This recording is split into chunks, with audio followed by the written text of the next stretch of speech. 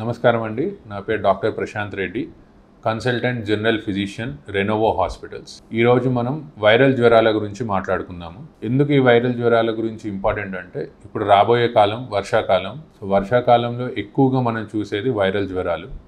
ఆ వైరల్ జ్వరాలలో మనం ఎక్కువగా చాలామందికి చూసేది కోల్డ్, దగ్గు, కాఫ్. ఇవి ఎక్కువగా చూస్తూ ఉంటాము. ఇవి ఎందుకు వస్తాయి, వచ్చినప్పుడు మనం ఏం చేయొచ్చు, దీనికి ట్రీట్మెంట్ ఏంటి అండ్ దీన్ని మనం ఎలా అరికట్టవచ్చు, దీని గురించి మనం మాట్లాడుకుందాము.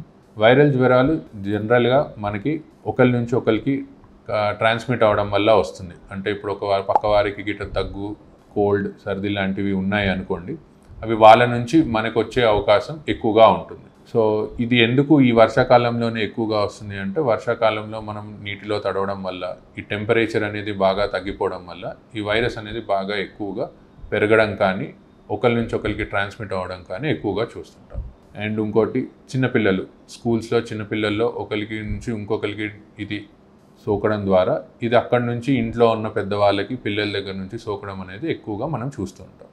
సో దీన్ని మనం ఎలా అరికట్టవచ్చు? జనరల్గా మనకి ఇది వచ్చిన వాళ్ళు ఎక్కువ జ్వరంతో, ఆ జ్వరం వచ్చినప్పుడు ఎక్కువగా ఒళ్ళు నొప్పులు, చెమటలు, చాలా ఎక్కువగా నీరసం, తలనొప్పితోటి జనరల్గా మనము లక్షణాలు చూస్తూ ఉంటాం. ఇలాంటి లక్షణాలు ఉన్నప్పుడు మనం ఫస్ట్ మన దగ్గరలో ఉన్న డాక్టర్ దగ్గరికి, ఫిజిషియన్ దగ్గరికి వెళ్ళాలి.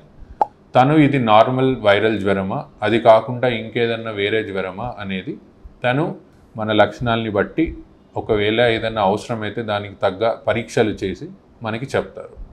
సో జనరల్గా దీనికి సంబంధించి ట్రీట్మెంట్ ఏమి ఉంటుంది?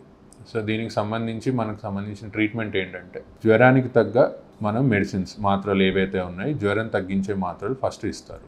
దానితో పాటు మనలో ఉన్న ఒళ్ళు నొప్పులకి, దాంతోపాటు మనకు ఉన్న కోల్డ్కి కానీ దగ్గుకి కానీ సంబంధించి ఆ లక్షణానికి తగ్గ మందులు మాత్రమే ఇస్తారు.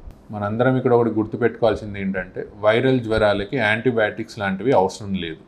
సో ఎవరు కూడా జ్వరం వచ్చిందనగానే ఇమ్మీడియట్గా యాంటీబయాటిక్స్ వాడడము, ఇమ్మీడియట్గా వేరే మందులు వాడడం లాంటివి చేయకూడదు. మన దగ్గరలో ఉన్న డాక్టర్ని కలిసి, ఫిజిషియన్ని కలిసి దానికి తగ్గ మందులు మాత్రం వాడితే సరిపోతుంది. దీన్ని మనం ఎలా అరికట్టవచ్చు?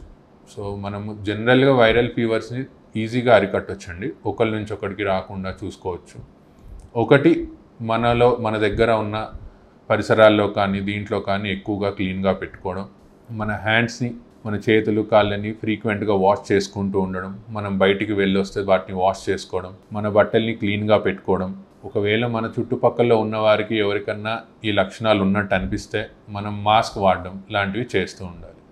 దాంతోపాటు చల్ల పదార్థాలు, కూల్ డ్రింక్స్ లాంటివి, బయట నుంచి మనం చాలా రోజులు నిల్వ పెట్టిన పదార్థాలు లాంటివి తినకపోవడం, తీసుకోకపోవడం మేలు. మీకు ఇంకా ఏదైనా విషయాలు తెలుసుకోవాలనుకుంటే, మమ్మల్ని కలవాలనుకుంటే మమ్మల్ని సంప్రదించండి ఎట్ రెనోవో హాస్పిటల్స్. Thank you.